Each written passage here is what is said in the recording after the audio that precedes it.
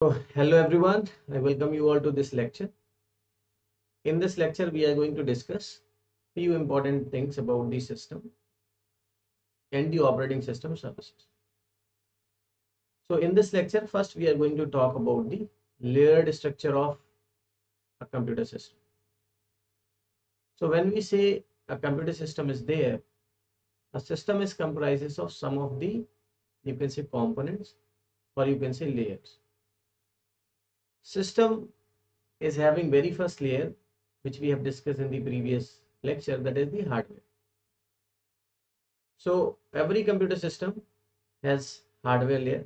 So we may consider this is the very first layer of any of the computer system. Then above the hardware layer, there is a layer of operating system.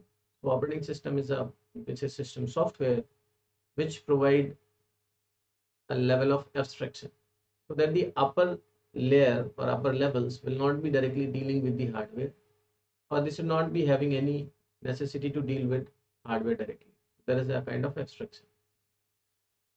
Then above the operating system layer, we may be capable to install other system softwares. Although operating system is also a system software, but there are other system softwares like, you can say, compiler, or you can say interpreter,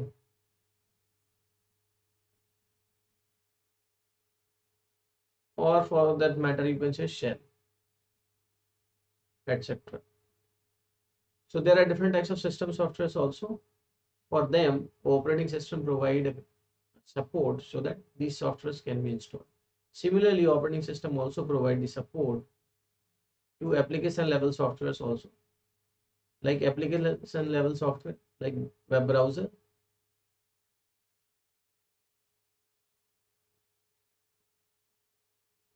or we may install some game softwares,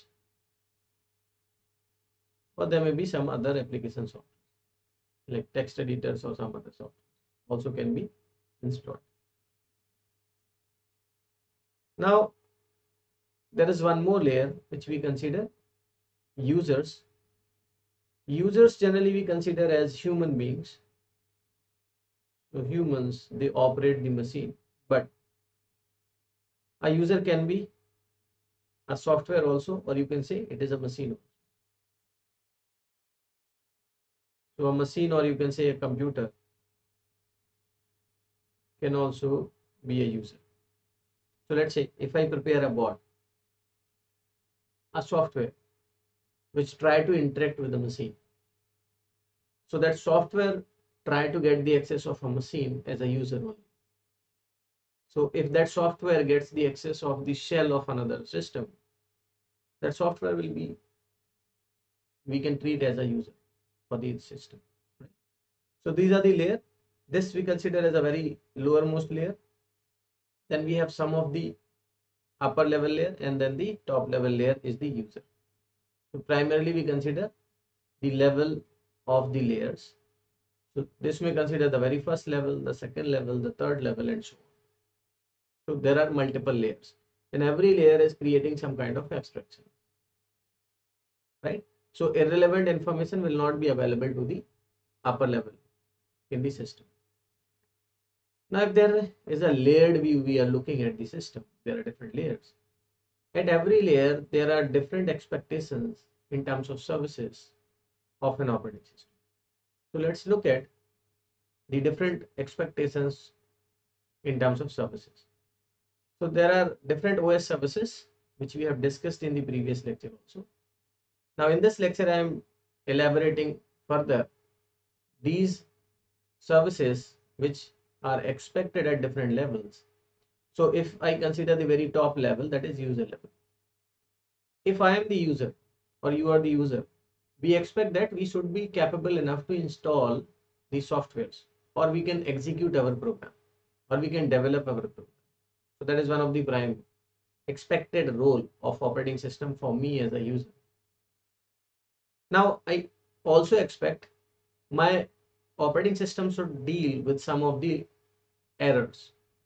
So my operating system should handle the errors if there is any error, so that I can smoothly work on the machine.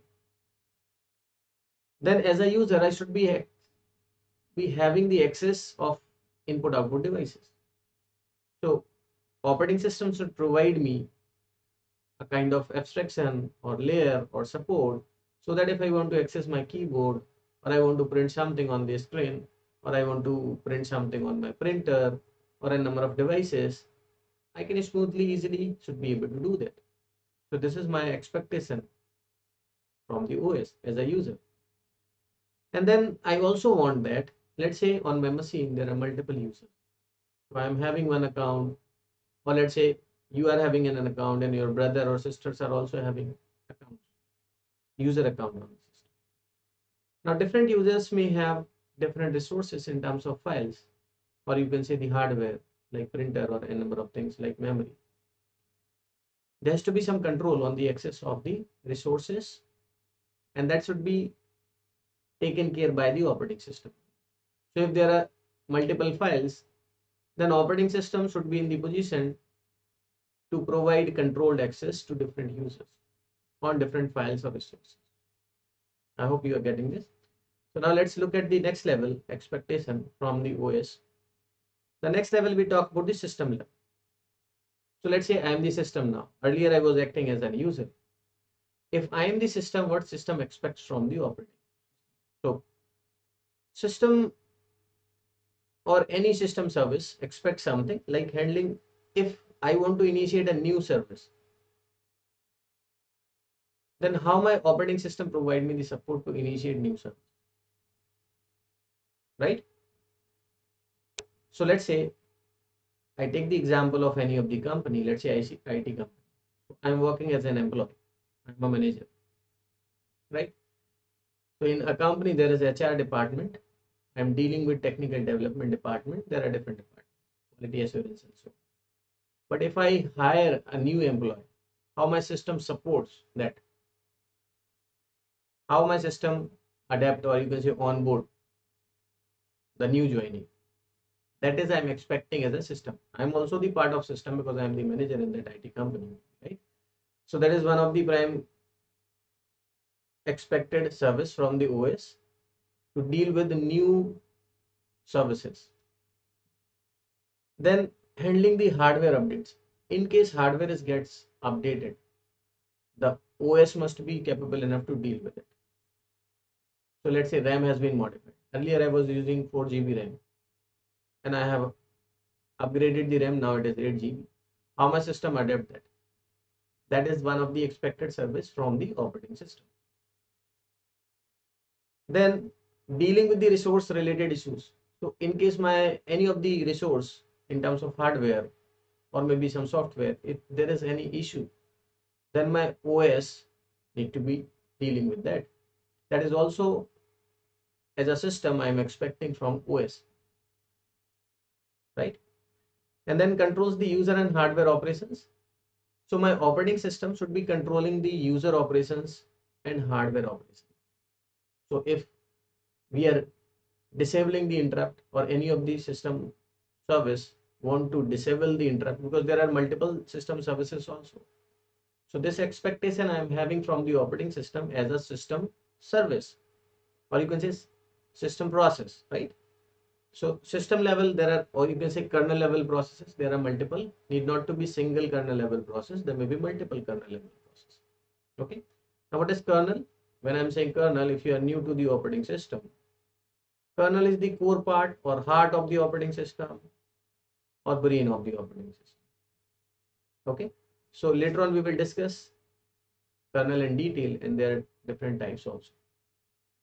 Now you consider it is the most important part. Whatever the services operating system is providing, actually kernel is providing those services, right?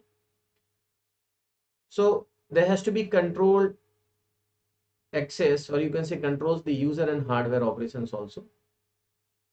Your OS must be controlling these things.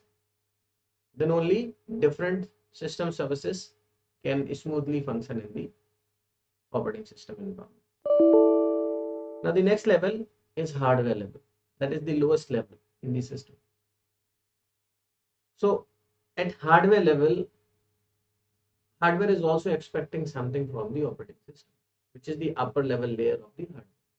So there are certain services expected from the operating system, from hardware point of view also. So hardware expect, like there are different types of hardware. There are RAM, ROM, and number of other things. The allocation of resources need to be efficient in a proper manner, so that there should not be any confusion. If I am a RAM, or let's say I am a hardware, I expect that I should not have the overhead. I need to be utilized in a systematic and proper manner. So that service need to be provided by the operating system hardware. Then there has to be the controlled execution of program. So like programs are getting loaded in a hardware that is called RAM. There has to be a control. How a program can access the RAM, how a program can load inside the RAM, and how another program can be loaded inside the RAM. There should not be any conflict.